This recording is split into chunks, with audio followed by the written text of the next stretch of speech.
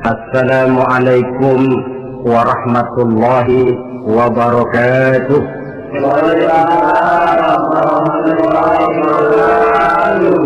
Perbendaharaan surga itu apa? Wa kitmanul musibah, menyembunyikan kesulitan.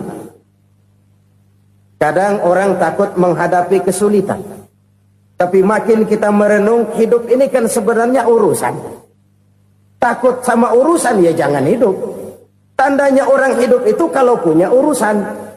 Urusan melupakan problem. Problem sering menimbulkan kesulitan. Kesulitan bukan untuk ditakuti, tapi untuk diatasi dan dicarikan jalan keluarnya. Siapa sih orangnya yang gak pernah sulit-sulit? Makin tinggi status sosialnya, makin gede urusannya. Makin tinggi kualitas imannya, makin berat tingkat kesulitannya.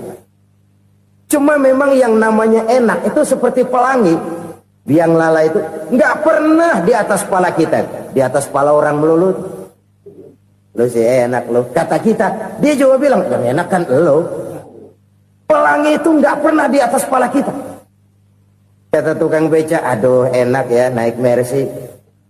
Kata tukang beca, apa yang di dalam mobil Mercy? Aduh enak bener tukang beca, di jok ngeringkuk ngorok pulas bener.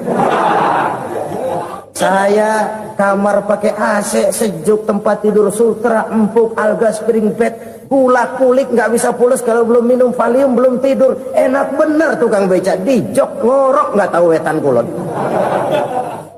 Si tukang beca bilang yang di Mercy enak, yang di Mercy bilang tukang beca enak. Inilah enak, nggak pernah di atas kepala kita, di atas kepala orang lain melulu enak itu.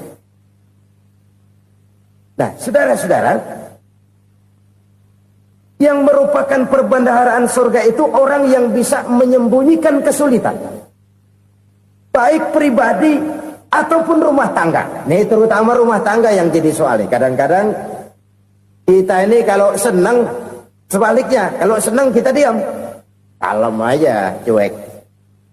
Banyak banget duit kita bawaan, diam aja udah.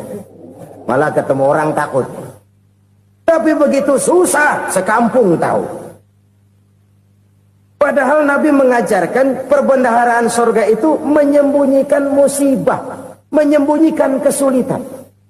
Kalau enak, cerita sama orang-orang. Kalau nggak enak, rasain sendiri, tekan sendiri, atasin sendiri.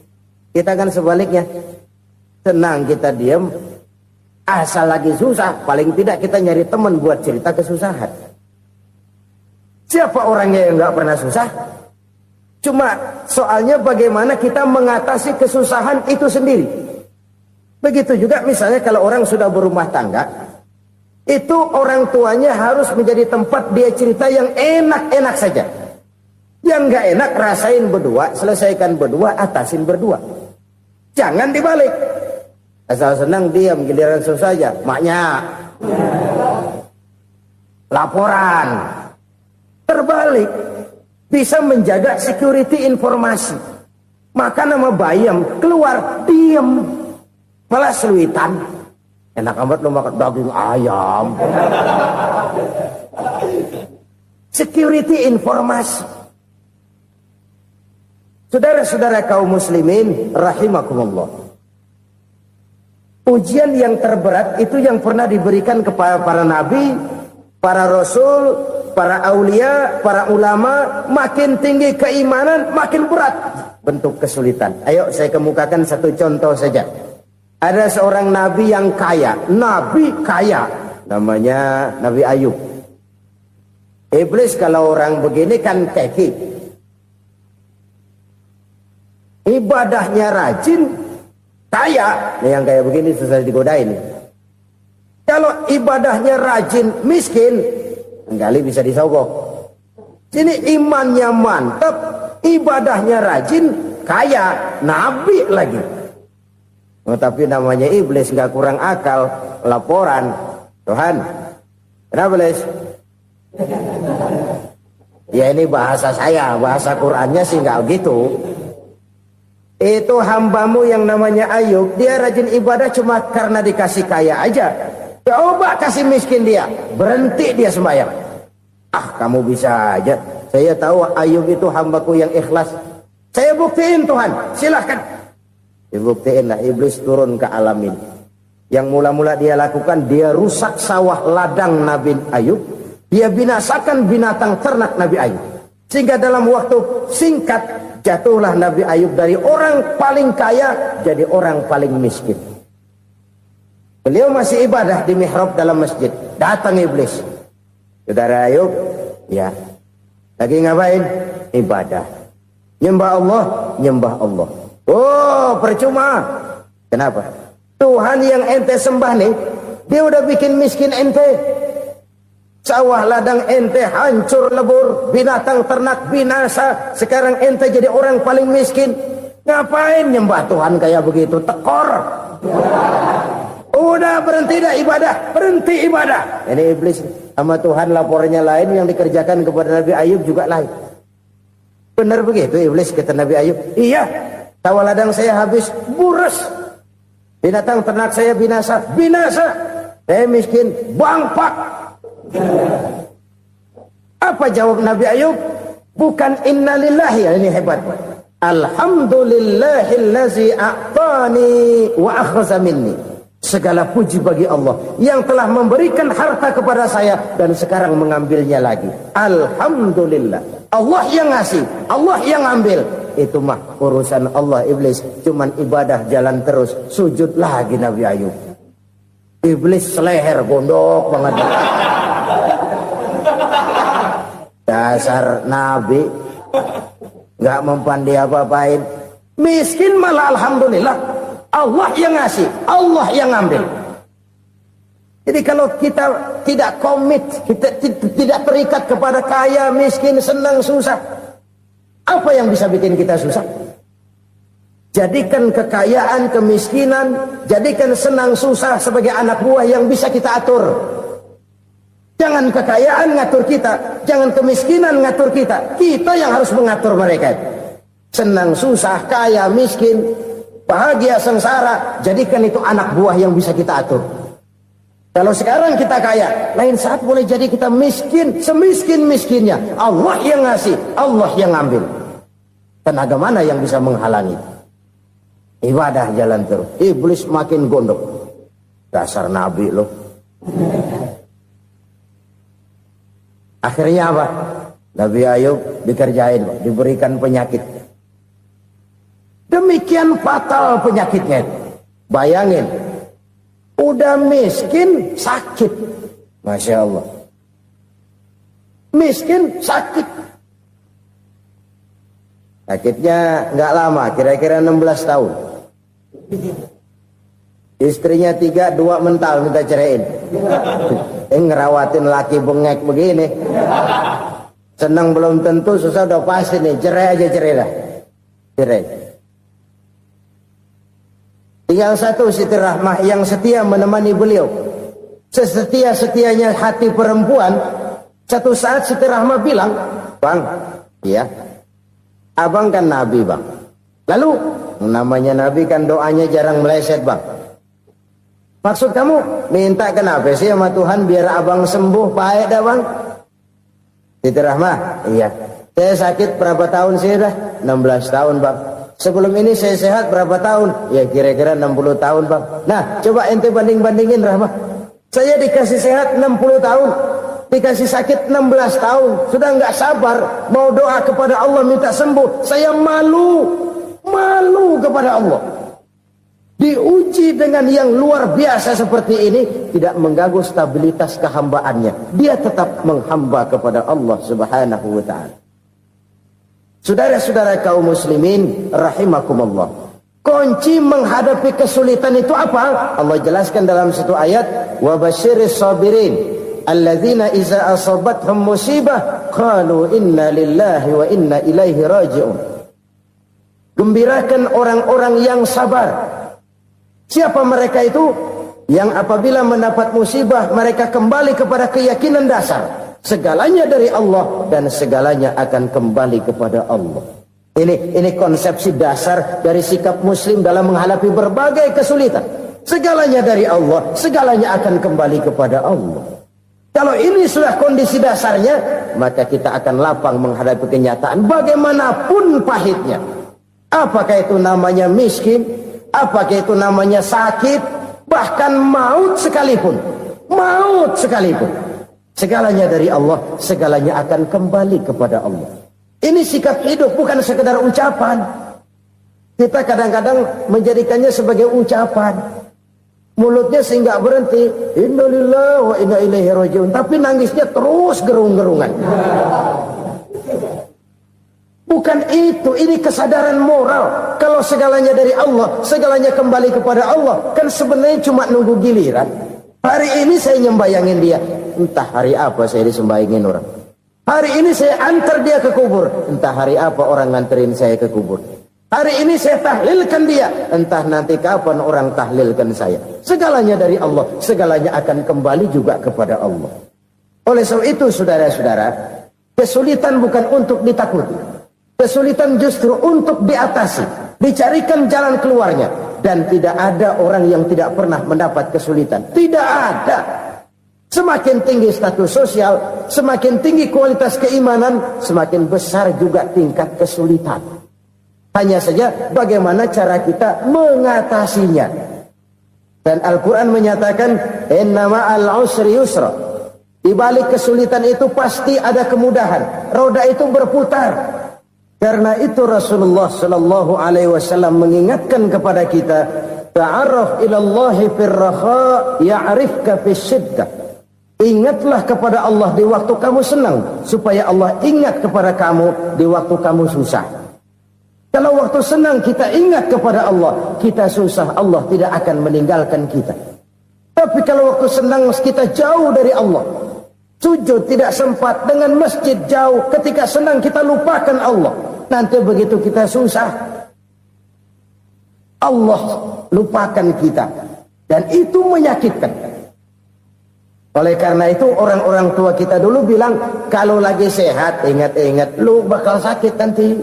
Kalau lagi kaya ingat-ingat satu saat kita bakal jatuh miskin.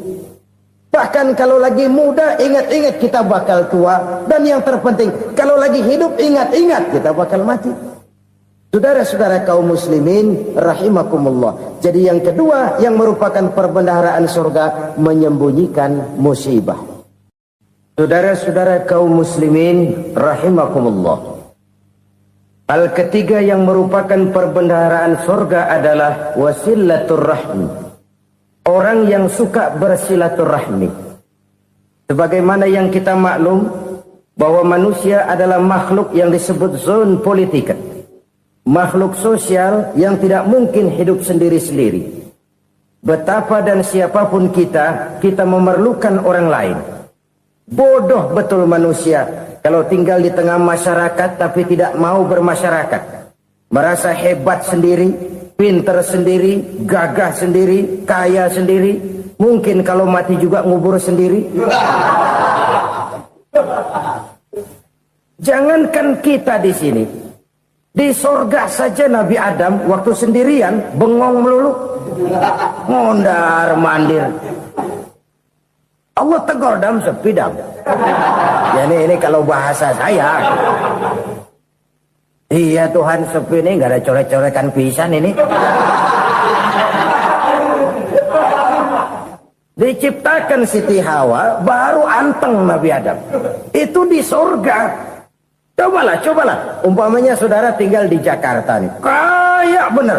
Apaan aja di Jakarta punya saudara dah. Jembatan Semanggi ambil. Monas buntel bawa pulang. Hotel-hotel ambil semua. Cuman tinggal di Jakarta sendirian. Apa enaknya? Betapa dan siapapun kita perlu orang lain. Tidak ada seorang pun yang bisa memenuhi kebutuhan hidupnya secara sendiri-sendiri. Nah, Islam telah menyelamatkan manusia dari ras diskriminasi. Mengikat manusia dengan persaudaraan yang berlandaskan kepada akidah. Karena itu dianjurkan bersilaturahmi. Bahkan Nabi menyatakan, Man arada ayyubsata lahu fi rizkihi wa yunsa'a fi atharihi falyasil rahimah. Siapa yang kepengen diluaskan rezekinya dan dipanjangkan usianya, banyaklah ia bersilaturahmi.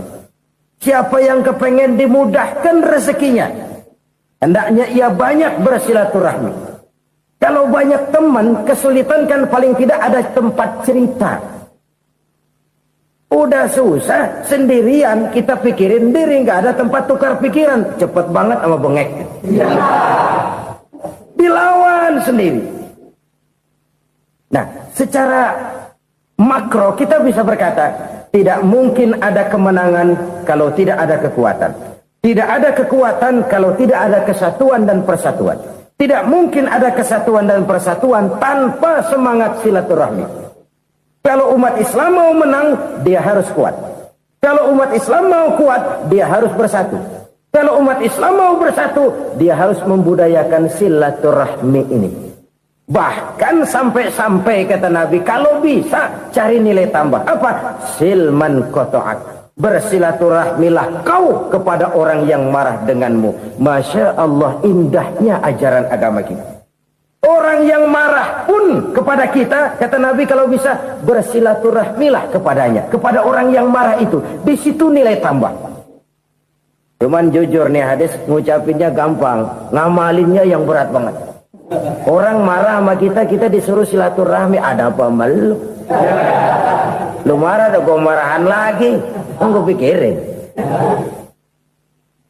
Saudara-saudara kaum muslimin rahimakumullah. Tapi ini yang diajarkan, bahkan ini yang dicontohkan oleh baginda Rasul. Bagaimana begitu mudah? Misalnya satu saat Abu Jahal ini ngatur strategi bagaimana bikin Muhammad celaka. Dia gali lubang di depan tempat tidurnya. Dia tutupin daun korma. Terus dia panggil seseorang, ke sini. Kasih tahu Muhammad, pamannya sakit keras, minta ditengokin. Berangkat orang ini ke sana. Muhammad, labbaik. Pamanmu sakit keras, dia minta ditengokin. Baik, saya akan datang menjenguk beliau. Berangkatlah Nabi ke rumah Abu Jahal tanpa prasangka apapun. Abu Jahal udah pasang setil, selimut 3 rangkap setengah dia pakai. Persis kayak orang meriang. Tapi sembari ngintip dari balik selimut. Begitu Muhammad buka pintu, nah, masuk perangkap nih. Muhammad jalan menuju tempat pembaringan. Makin lama makin dekat, makin lama makin dekat. Makin dekat ke lubang yang dipasang oleh Abu Jahal itu. Dalam hati Abu Jahal, terus dah jatuh, mampus dah lo ini. Mampus lo hari ini nih. Apa yang terjadi? Malaikat Jibril datang. Muhammad, pamanmu cuma pura-pura sakit. Di depan tempat tidurnya ada lubang perangkap supaya kamu jatuh ke situ. Sudah, kamu pulang. Balik kanan Nabi. Sudah hampir jatuh ke lubang, balik kanan, pulang. Bayangin kecewanya Abu Jahal. Muhammad dikit lagi, Muhammad dikit lagi. Enggak, paman, saya pulang aja. Emosi bangun dari tempat tidur, enggak sadar kalau lagi pura-pura sakit. Lompat ngejar Nabi, dia lupa dengan lubang yang dia gali. Serak, nyemplung sendiri ke dalam lubang.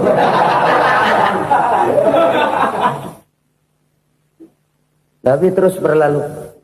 Ini terjadi keanehan. Jatuh ke lubang yang dia gali itu sebenarnya nggak terlalu dalam ya. Antara 3-4 meteran lah. Tolong, saya jatuh ke lubang ini. Datanglah pelayan-pelayannya itu. Angkat saya dari sini. Yang ngulurin tambang. Satu gulung, belum juga nyampe itu tambang. Kurang, beli lagi ke warung.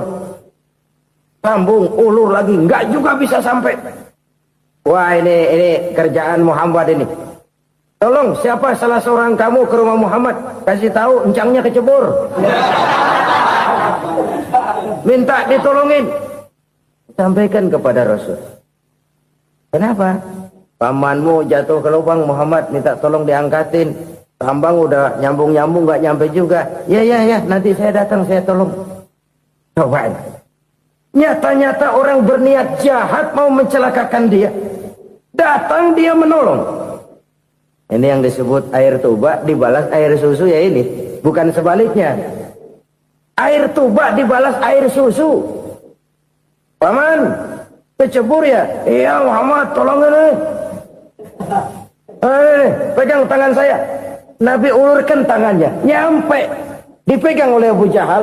Diangkat ke atas. Sampai atas, apa kata Abu Jahal? Sihirmu memang hebat Muhammad. Udah ditolongin dikata sihir. Yang enak kita kemplang kan itu orang begitu. Urusan apa? Tapi inilah akhlak. Kalau bisa kamu bersilaturahmilah dengan orang yang marah kepadamu sekalipun. Orang marah kita tetap baik. So, kalau kita berbuat baik sama orang yang memang baik, rasanya sih biasa-biasa aja. Orang baik kita baik lagi, ya draw aja, belum ada nilai tambah di situ. Baru ada nilai tambah kalau kita bisa berbuat baik kepada orang yang nyakitin kita. Itu namanya kita setingkat di atas dia. Dia sakitin kita, kita berbuat baik sama dia. Dia pelit sama kita baik sama dia. Dia marahin kita deketin dia. Di situ kita punya nilai tambah. Jadi siapa yang ingin diluaskan rezekinya, kata Nabi, dan dipanjangkan umurnya, hendaklah ia banyak-banyak bersilaturahmi. Sederhana sebenarnya silaturahmi, tapi silaturahmi membangkitkan semangat kesatuan dan persatuan. Kesatuan dan persatuan melahirkan kekuatan. Dalam matematika 1 ditambah 1 pasti 2. Tapi di tengah masyarakat, 1 orang takut ditambah 1 orang takut, hasilnya jadi 2 orang setengah berani. Kenapa setengah berani? Karena udah berdua. Tadi pan takut sendirian. Kalau dia kumpul turu-turu takutlah jadi berani. Kita yang lemah, kita yang tidak berdaya, kita yang miskin, kalau mau kompak bersatu, apa yang nggak bisa kita kerjain? Apalagi tinggal di kota besar, pilihan cuma 2. Bertahan atau minggir. Bertahan atau minggir. Untuk bisa bertahan harus mampu bersaing. Untuk mampu bersaing harus punya keahlian. Keahlian harus ditunjang dengan pendidikan, ditambah oleh kekompakan sebagai umat. Udah miskin mencar mulu, orang injak kita. Orang nggak pandang urusan apa yang malu. Oleh karena itu, silaturahmi pada hakikatnya merupakan roh dari ukhuwah yang diajarkan oleh agama kita. Bagaimana Islam menyelamatkan masyarakat manusia dari ras diskriminasi, mengikat manusia, dan tidak ada persaudaraan yang lebih indah selain persaudaraan yang diikat dengan nilai-nilai akidah. Sepanjang orang di jalan Allah, itulah saudara kita. Keluar dia dari jalan Allah, selesailah persaudaraan sampai di situ. Karena itu, kalau ingin menyimpan sesuatu di surga, banyaklah bersilaturahmi. Datang ke rumah ini, datang ke rumah itu, dan lain sebagainya. Itu simpanan kita di akhirat nanti. Ini yang ketiga. Saudara-saudara, yang keempat, perbendaharaan surga itu apa? Wa qawlu la hawla wa la quwwata illa billah. Ucapan la hawla wa la quwwata illa billah. Ibadah kan ada yang berat, modalnya besar. Bangun masjid berat, modalnya besar. Bangun rumah sakit berat, modalnya besar. Ada ibadah yang berat, tapi modalnya ringan. Misalnya puasa. Puasa itu berat, mengendalikan nafsu. Kalau sekedar nggak makan nggak minum sih enteng, mengendalikan nafsu. Itu jihad terbesar, tapi kan modalnya ringan, cuma niat saja. Ini ibadah berat, modalnya ringan. Ada ibadah yang ringan, modalnya juga enteng. Seperti termasuk ucapan la haula wa la quwwata illa billah. Tanpa sadar, la haula wa la quwwata illa billah. Nyelengin tuh di surga. Nyelengin, kita nggak terasa. Nyelengin simpenan akhirat. La haula wa la quwwata illa billah. Nyimpan lagi. Kaget, la haula wa la quwwata illa billah, nyimpan lagi, banyak simpanan. Walaupun sebenarnya yang dimaksud di sini adalah kesadaran batin bahwa tidak ada daya dan kekuatan kecuali Allah. Itu intinya. Kita memulai pekerjaan disunahkan baca bismillah, kan begitu. Apa itu? Kesadaran moral. Bahwa ini saya bisa kerjakan. Saya kerjakan ini dengan menyebut nama Allah. Kenapa? Kalau Allah tidak memberikan daya dan kekuatan, mana mampu saya kerjakan ini. Maka saya kerjakan ini dengan menyebut nama Allah. Bismillah. Kesadaran moral. Manusia hanya wajib berusaha, tapi nggak pernah wajib berhasil. Banyak hal-hal yang kalau kita renungkan secara rasio, nggak mungkin Tapi jadi kenyataan, la haula wala quwata illa billah. Tidak ada daya dan kekuatan kecuali bagi Allah semata-mata. Kesadaran moral akan kelemahan dan keterbatasan makhluk bernama manusia. Kadang kita kagum dengan otak, tapi kita sering lupa sama yang bikin otak. Padahal bagaimanapun hebatnya otak, yang bikin otak pasti lebih hebat dari otak. Nggak percaya, silahkan otak-otakan. Inilah kecenderungan. Kita kagum dengan pesawat-pesawat mutakhir, bukan main, besi gede banget terbang itu. Alangkah hebatnya. Lalu apa yang bikin otak tidak lebih hebat dari itu semua? Kita puji laut, apa yang bikin laut tidak lebih hebat dari laut itu? La haula wala quwata illa billah. Tidak ada daya dan kekuatan kecuali Allah. Apa yang bisa kita lakukan kalau tidak karena daya dan kemampuan yang diberikan oleh Allah kepada kita? Lahirlah sikap tawadu, rendah hati, tidak melonjak menjadi angkuh dan sombong, sadar akan kelemahan dan keterbatasan diri. Sebagai makhluk yang diciptakan oleh Allah Subhanahu wa ta'ala. Jadi satu sisi ini ucapan yang berpahala, la haula, jadi wiridan.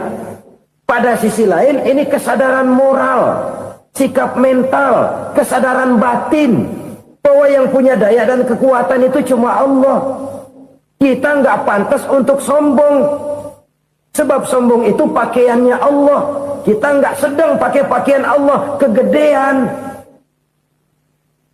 Dan makin kita renungi, makin terbentur. Apa sih yang bisa kita sombongin? Kita mau sombong apa? Kaya, pintar, itu kan semua relatif. Di atas langit masih ada langit lagi. Jadi oleh karenanya, marilah kita menyadari. Manusia hanya wajib berusaha, tapi tidak pernah wajib berhasil. Yang berusaha saja tidak wajib berhasil, apalagi yang tidak berusaha. Islam bukan agama orang pemalas yang selesai sholat lalu enggelohom, enggelenggem ayem-ayem.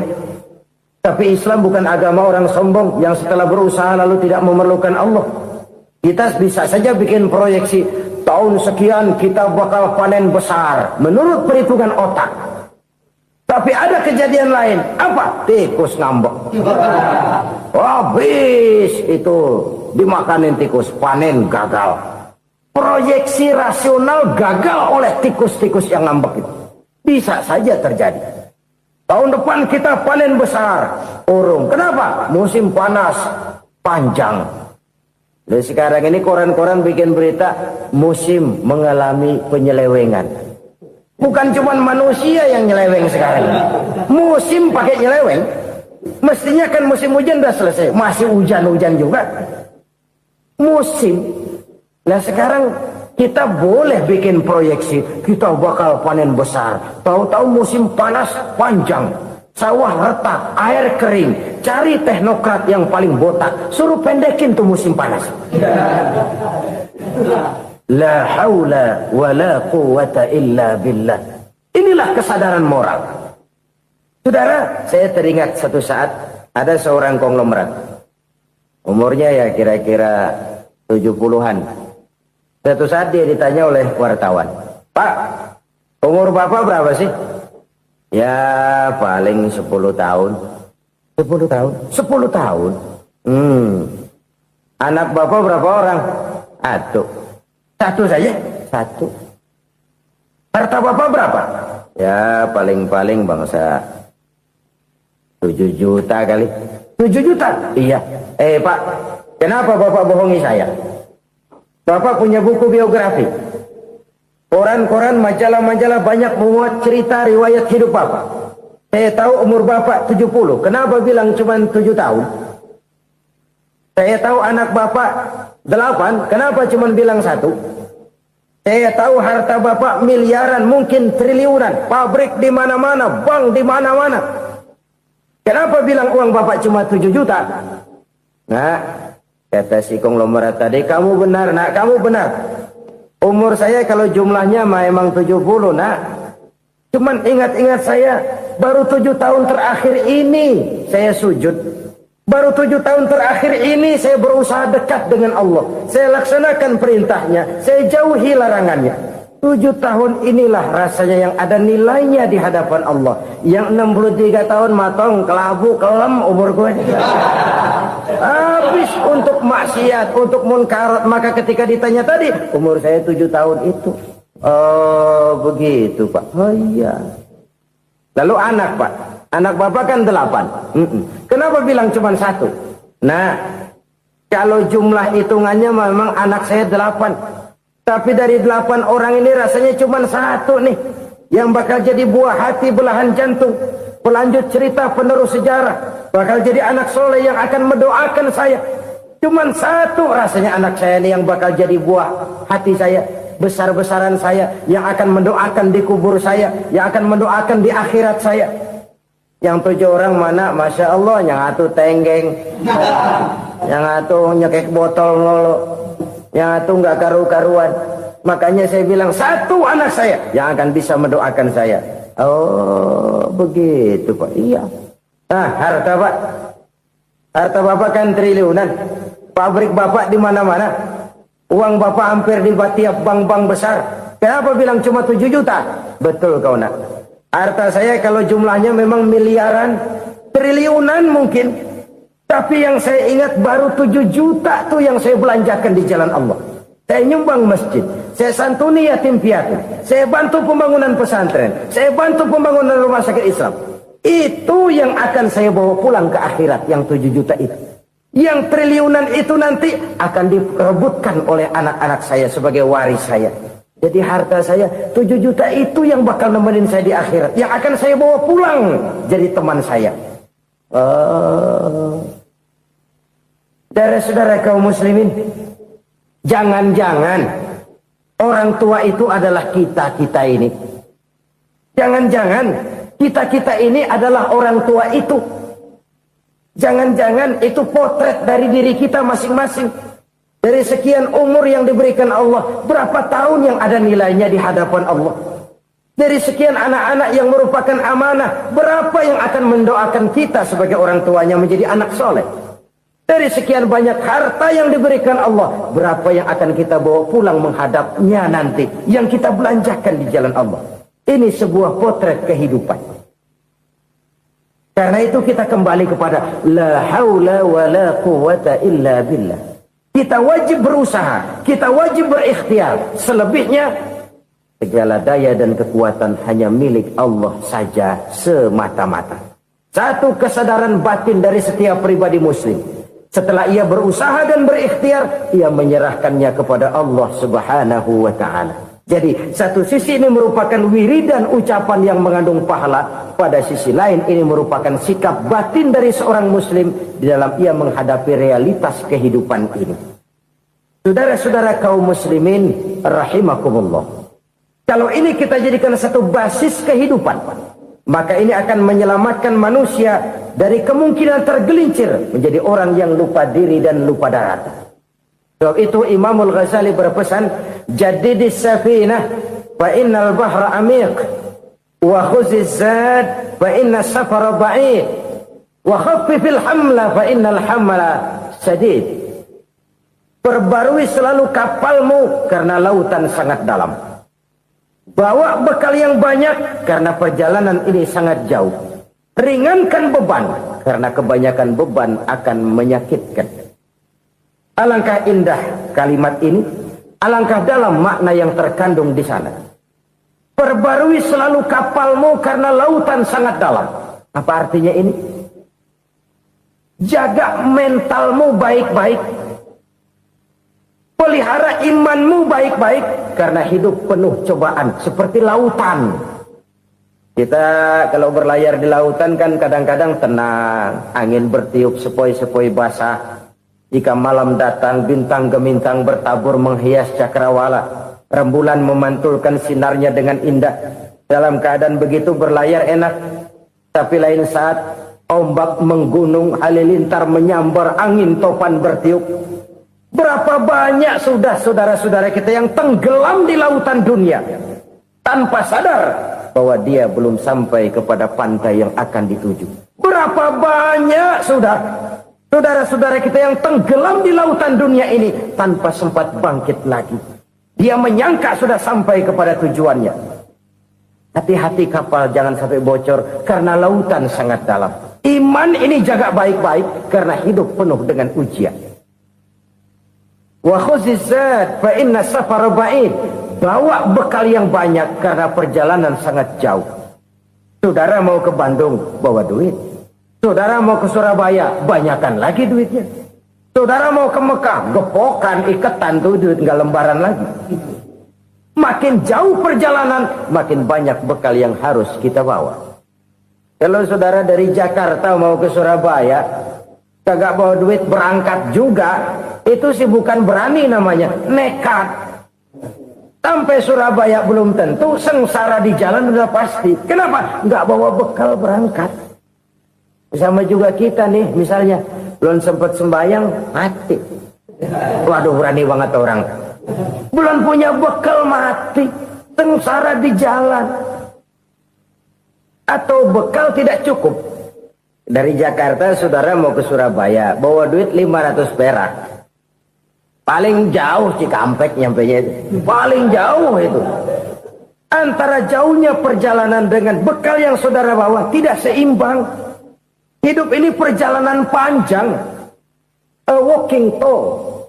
Dimulai dari alam arwah. Sebelum jasad diciptakan, roh diciptakan lebih dulu.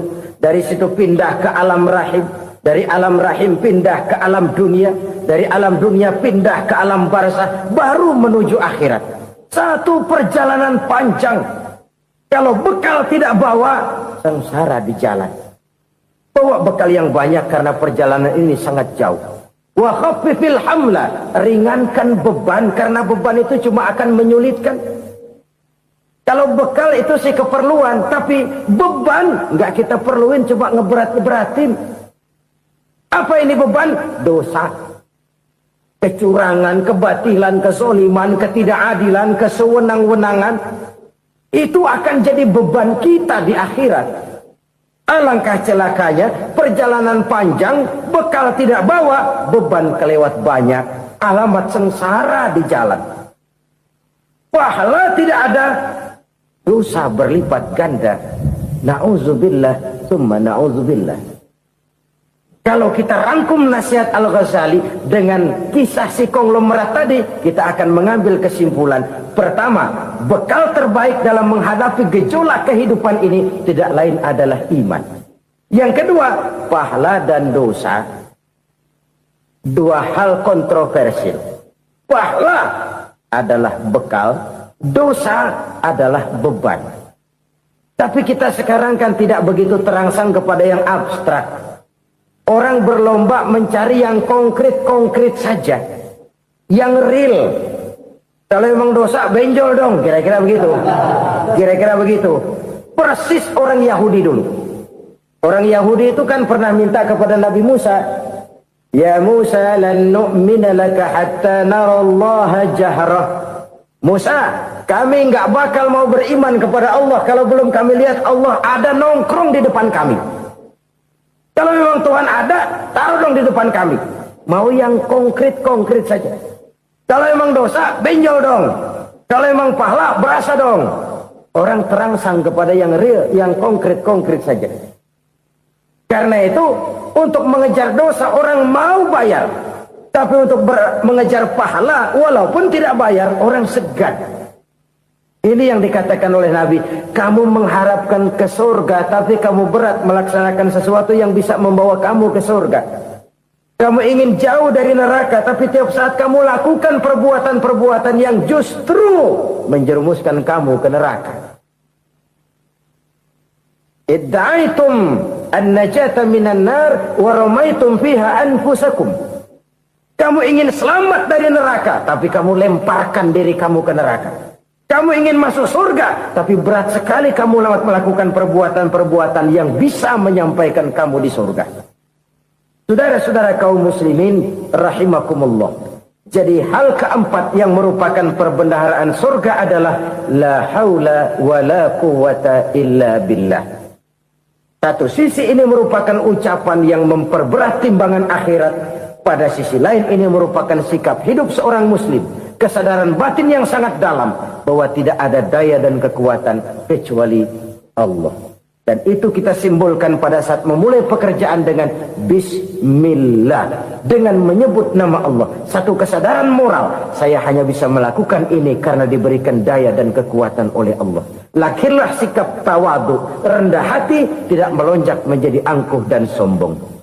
Saudara-saudara, sampai sini dulu jumpa kita kali ini. Semoga 4 perbendaharaan sorga ini dapat kita lakukan, yang kelak akan merupakan bekal kita di kemudian hari nanti. Amin ya rabbal alamin. Bapak-bapak, ibu-ibu, saudara-saudara kaum muslimin rahimakumullah. Di dalam kehidupan kita sebagai seorang muslim, minimal 5 kali dalam sehari semalam kita mendengar seruan untuk mendirikan solat yang disebut azan. Ada kalimat menarik di dalam kalimat azan itu, yakni seruan hayya 'alal falah, marilah menuju kepada keberuntungan, marilah meraih kemenangan. Seruan ini adalah kecenderungan dari setiap manusia, apapun warna kulitnya. Artinya, setiap orang dalam hidup selalu ingin meraih dan mencari kemenangan. Kemenangan akan melahirkan kepuasan batin, dan kepuasan batin memberikan kebahagiaan. Sedangkan kekalahan melahirkan penderitaan batin, dan penderitaan batin menjerumuskan seseorang di dalam berbagai bentuk kerugian. Jikalau inilah seruan azan, maka masalahnya ialah apa yang menyebabkan kita meraih kemenangan. Al-Quranul Karim memberikan tuntunan dan ajaran kepada kita bahwa orang-orang yang memperoleh kemenangan itu tidak lain adalah orang-orang yang bertakwa. Hanyalah mereka yang bertakwa kepada Allah Subhanahu wa ta'ala pada akhirnya akan tampil sebagai pemenang. Lalu siapa orang yang bertakwa itu? Dijelaskan dalam awal-awal Al-Baqarah, orang yang bertakwa yang akan meraih kemenangan. Pertama, allazina yu'minuna bil ghaib, yaitu orang-orang yang beriman kepada yang gaib.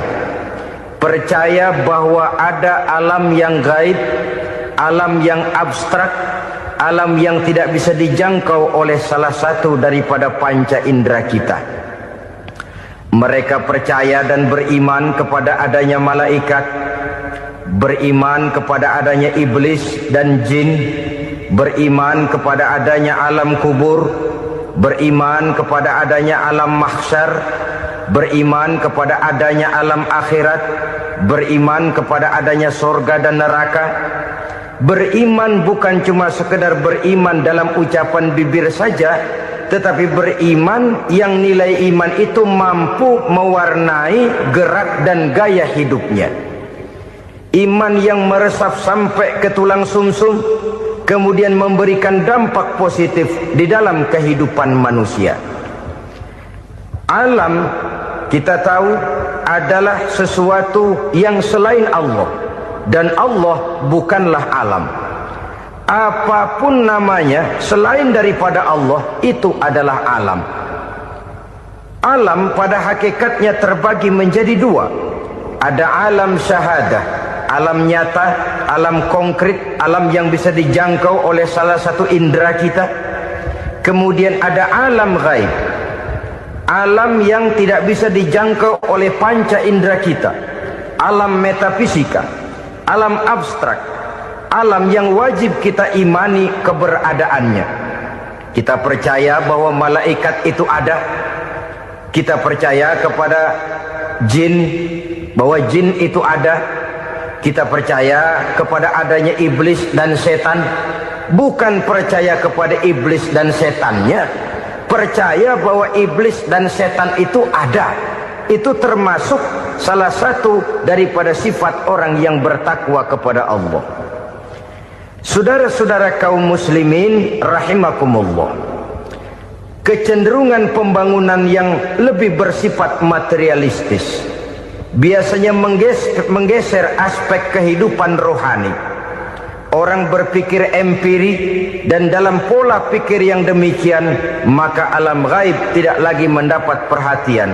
Aspek kehidupan yang bersifat rohaniah malah mulai ditinggalkan. Akibatnya terjadilah kepincangan di dalam kehidupan kita.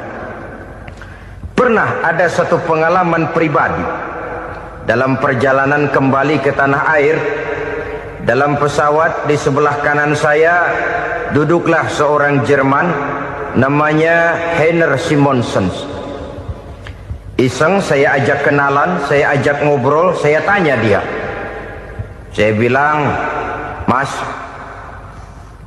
Heiner ini, kalau pesawat yang kita tumpangi ini jatuh ke bawah, kira-kira apa yang bakal terjadi, Mas? Dia bilang, kita semua akan mati. Begitu? Iya. Oke. Apa itu mati? Tanya saya. Dia bilang, untuk tahu apa itu mati, kita harus tahu lebih dahulu apa itu hidup. Saya pikir nih bule bisa ngomong juga. Baiklah kata saya. Apa hidup menurut Anda itu? Oh, hidup itu dia bilang, kalau seluruh anggota badan kita bekerja secara normal, paru-paru memompa darah secara normal, jantung berdetak secara normal, sel-sel tubuh bekerja secara fit, dan organisme tubuh hanya mau bekerja secara normal, dia bilang, kalau kita memberi makan yang cukup, menu yang teratur, dan gizi yang lengkap. Saya bilang, kesimpulannya apa, Ner? Dia jawab, hidup adalah dari tangan ke mulut. Life is from the hand to the mouth, kata dia. Hidup adalah dari tangan ke mulut. Jadi masalah hidup tidak lebih daripada masalah isi perut. Orang pergi pagi, pulang sore, peras keringat, banting tulang, perut yang dibelain. Saya bilang, you are wrong. Sampean salah, Ner. Kamu orang Islam bukan? Bukan. Pantas. Kenapa saya salah? Dia bilang, ya jelas salah. Salahnya di mana? Kamu ini manusia. Kalau hidup cuma dari tangan ke mulut, saya bilang, kambing di kampung saya juga begitu pikirannya, Ner. Itu kambing di kampung saya, asal perutnya kenyang, sudah hidup dia. Perkara besok bagaimana, lusa prospeknya macam mana, bulan depan ada apa, kambing nggak pernah mikir. Di kampung saya kambing juga pikirannya begitu. Kamu Kristen ya? Tadinya. Loh kok tadinya, lalu apa sekarang kamu ini? Dia bilang, sekarang saya netral. Saya tidak beragama, tapi saya percaya kepada Tuhan sebagai pencipta alam. Saya ingat benar dia bilang, I haven't any religious, but I believe to God as the creator of the world. Kenapa bisa netral begitu, Ner? Habis saya bingung katanya. Islam bilang Islam baik, Kristen bilang Kristen baik, Hindu Buddha bilang Hindu Buddha baik, semua agama baik. Saya netral sekalian, nggak beragama. Yang penting saya percaya kepada Tuhan. Saya bilang, Ner, kamu ini kayak orang mau beli celana, lalu bingung. Yang satu bilang Levi's bagus, yang satu bilang Blue Jean hebat, yang satu bilang Wool England hebat. Celana ini hebat, celana itu bagus, celana ini hebat, semua celana bagus, kamu bingung. Akhirnya netral, tidak pakai celana. Itu juga salah. Saya pikir-pikir, kemudian saya melihat bahwa dua pola berpikir Heiner ini nampaknya sudah mulai menggejala di lingkungan masyarakat bangsa kita. Disadari atau tidak, secara jujur kita harus berkata, dua pola pemikiran Heiner ini mulai berkembang di tengah masyarakat bangsa kita. Pertama, pola pikir materialisme. Hidup adalah dari tangan ke mulut. Masalah hidup tidak lebih masalah isi perut. Itu yang perlu dibela, dan disitulah arti kehidupan. Pergi pagi pulang sore, peras keringat banting tulang untuk mempertahankan perut. Kalau sudah kemari cara orang berpikir, maka buat apa percaya kepada yang gaib? Untuk apa sholat? Untuk apa puasa? Untuk apa zakat? Untuk apa menghadiri majelis taklim? Tanpa kepercayaan kepada yang gaib, hidup berjalan menurut alur empiris dan materialis. Kalau sudah ke sana cara orang berpikir, biasanya orang lalu cenderung menghalalkan segala cara. Hanyalah orang yang percaya bahwa akhirat ada. Hanyalah orang yang percaya bahwa alam kubur itu ada. Hanyalah orang yang percaya bahwa malaikat itu ada, hidupnya akan lebih terarah dan terkendali. Karena kepercayaan kepada yang gaib, yang merupakan fase daripada kehidupan setelah hidup yang sekarang ini, mewarnai gerak pribadi seseorang di dalam dia melakukan kegiatan hidupnya. Pola berpikir materialisme, disadari atau tidak, mulai menggejala di lingkungan masyarakat bangsa kita. Hidup tidak lebih dari urusan tangan ke mulut, mulut ke tangan, tangan ke mulut. Asal perut sudah kenyang, hiduplah sudah. Perkara bagaimana prospek hari yang akan datang, bagaimana akhirat, tidak jadi persoalan. Ini yang oleh Nabi diperingatkan, ad-dunya sijnul mu'min wa jannatul kafir. Dunia adalah penjara bagi orang beriman dan surga bagi orang kafir. Dulu di zaman Belanda hadis ini pernah disalah tafsirkan, disalah artikan, digunakan sebagai senjata untuk mengkebiri dan membuat impoten umat Islam. Sudahlah umat Islam gak usah macam-macam, kata Belanda. Dunia ini kan penjara buat orang Islam, surga buat orang kafir. Di penjara jangan bertingkah.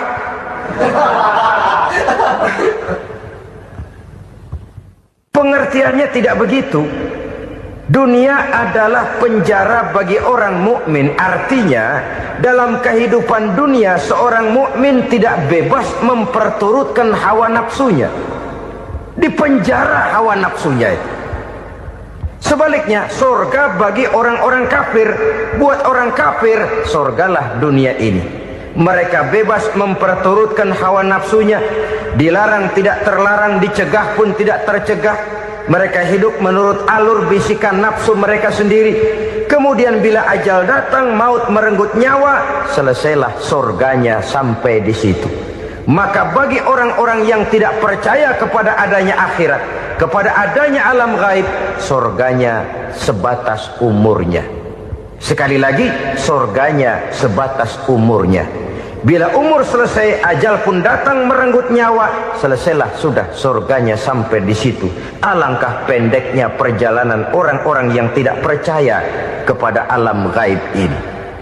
Bagi kita mukmin, jikalau kita mampu memenjarakan hawa nafsu, kita bisa bahagia di dunia ini. Dan Islam memang tidak menyuruh kita sengsara di dunia.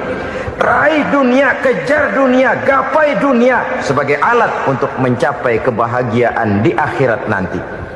Hidup adalah satu perjalanan panjang yang terbentang sejak kita terlahir dari alam rahim sampai kepada alam akhirat nanti. Andai kata kita gagal meraih kebahagiaan di dunia, toh kita masih punya akhirat. Tapi jangan jadi dalil yang melemahkan semangat. Biarin dah kita di dunia kebelangsak, yang penting akhirat. Akhirnya dunia benar-benar kebelangsak. Bagaimana dunia ini bisa kita raih, dan bagaimana meraih dunia untuk menunjang kepentingan akhirat nanti. Yang kedua, dari pikiran Heiner yang saya lihat menggejala di lingkungan masyarakat bangsa kita, timbulnya manusia-manusia netral. Seolah-olah Tuhan yes, agama no.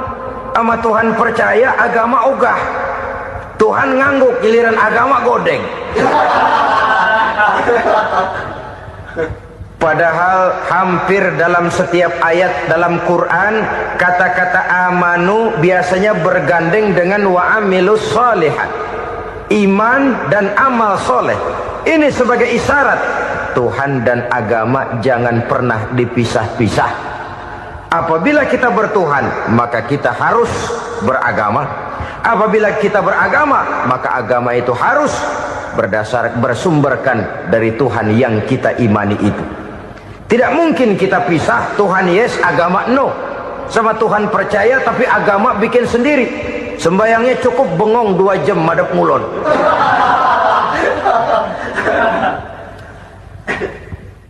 Saudara-saudara kaum muslimin rahimakumullah.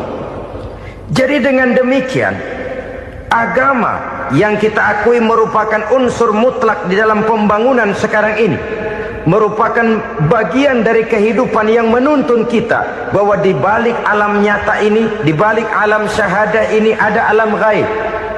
Dan mudabbir, murabbi, yang mengatur, yang menguasai, yang memelihara baik dia alam nyata, baik dia alam gaib, tidak lain adalah Allah Subhanahu wa ta'ala. Di sana ada satu super power, satu maha kekuatan yang kita perlu bersandar kepadanya. Sebagai makhluk nyata yang hidup di alam nyata, berbuatlah secara nyata sebagaimana harusnya kita berbuat. Karena Islam jelas bukan agamanya orang pemalas. Islam jelas bukan agamanya orang yang mengajarkan setelah selesai sholat boleh duduk, nggelenggem ayam-ayam, ndelohom, menghitung bintang di langit sambil menunggu keajaiban. Tidak.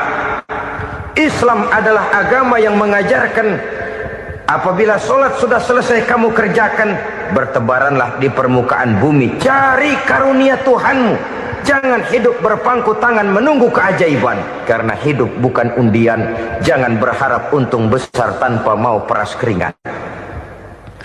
Tapi di sebalik itu toh kita juga harus yakin bahwa di sisi usaha nyata yang kita lakukan ada satu super power, satu maha kekuatan gaib yang menentukan berhasil dan tidaknya usaha kita. Kepercayaan kepada hal semacam inilah yang mendorong kita untuk mempunyai sandaran vertikal, agar jikalau usaha ini berhasil, kita tidak lupa diri dan lupa daratan. Jikalau usaha ini gagal, kita tidak putus asa dan buruk sangka, tidak cupik pandangan dan sempit hati, tapi mampu melihat persoalan dengan kacamata putih sambil husnuzon kepada Allah Subhanahu wa ta'ala. Kita percaya malaikat itu ada. Ada yang namanya raqib dan atid, mengawasi gerak hidup kita sampai kepada gerak hati kita. Ini memberikan sugesti agar kita berhati-hati. Tidak sejengkal tanah pun kita bisa berlindung dari pengawasan raqib dan atid. Ada munkar nakir yang akan menyoal kita di alam kubur. Ada malaikat Malik, penjaga neraka. Ada malaikat Ridwan yang menjaga surga. Kita percaya kepada adanya jin, kita percaya kepada adanya setan, iblis. Percaya kepada adanya, bukan mempercayai si setan, si iblis lalu menjadikannya sebagai teman. Tidak. Percaya bahwa mereka itu ada dan merupakan makhluk Allah yang gaib, yang diciptakan Allah Azza wa Jalla. Kepercayaan kepada alam gaib memberikan motivasi terhadap gerak lahir manusia, sehingga dengan motivasi kepercayaan kepada yang gaib, gerak lahir jadi lebih terarah, jadi lebih terpelihara. Pernah seseorang bertanya, "Pak, apakah adanya akhirat bisa dibuktikan secara ilmiah?" Saya bilang tidak bisa, tidak bisa. Kenapa? Karena yang berangkat nggak pernah pulang kembali lagi. Kalau dia pulang kemari bisa kita tanya bagaimana enak di sono. Cuma secara moral saya katakan, lebih beruntung orang yang percaya kepada akhirat daripada yang tidak. Sekarang saudara percaya akhirat ada, lalu saudara baik-baik di dunia, sholat, puasa, zakat, menolong orang lain, menebarkan kebajikan. Saudara mati, andai kata akhirat tidak ada, toh dalam hidup saudara sudah berbuat baik. Paling tidak nama saudara akan dikenang sebagai orang baik. Sebaliknya, saudara percaya, kata saya, bahwa akhirat tidak ada, lalu hidup semau-maunya, tenggelam dalam maksiat dan munkarat, menentang Allah, tidak mau ruku dan sujud. Lalu saudara mati, kemudian akhirat ada, ayo mau apa? Bekal tidak punya. Jadi secara moral lebih beruntung orang yang percaya kepada adanya akhirat daripada yang tidak percaya. Dan itu alam gaib yang tidak bisa dibuktikan secara eksat. Jangankan untuk membuktikan seperti itu, dalam kehidupan sehari-hari saja yang kita rasakan tidak selalu berbentuk toh. Angin, bagaimana sih bentuknya angin? Kita tidak tahu. Merah, buktinya kalau dikerok merah. Yang merah itu kulit, yang kulit kita bukan anginnya. Sakit, rasa sakit itu ada, tapi bagaimana bentuk sakit kita nggak pernah tahu. Kalau kita makan cabai pedas, bagaimana bentuk pedas itu tidak ada, tapi rasa ada. Bentuk pedas hijau, cabenya bukan pedasnya. Tidak semua yang kita rasakan bisa kita gambarkan dalam bentuk yang konkret. Oleh karena itu, sekali lagi bahwa kepercayaan kepada alam yang gaib mampu memberikan satu sugesti yang menata kehidupan seseorang lebih lurus, lebih terarah, dan lebih terkendali. Maka wajar kalau kepercayaan kepada yang gaib mengantarkan seseorang untuk meraih kemenangan. Kenapa? Dia percaya kepada yang gaib, bahwa akhirat ada, bahwa alam kubur ada, bahwa pertanggungan jawab itu ada. Maka dia lalu tidak hidup saenae udele dewe gitu loh. Tidak hidup menurut seleranya sendiri, terarah, teratur. Ini cirinya yang pertama. Orang bertakwa yang akan meraih kemenangan, mereka beriman, mereka percaya kepada yang gaib. Bahkan hal-hal konkret saja selalu berangkat dari yang gaib. Saudara-saudara, para remaja, para pemuda sekarang ini tidak pernah tahu toh siapa yang akan jadi teman hidup saudara. Kita bisa saja ngerancang, mentargetkan, tapi toh akhirnya yang namanya jodoh bukan kekuasaan kita. Rezeki di luar kemampuan kita.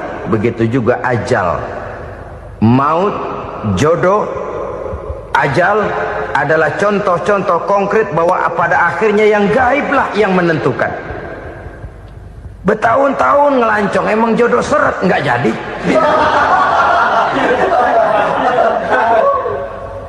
Begitu kenal baru setengah malam nginep ditangkap hansip kan.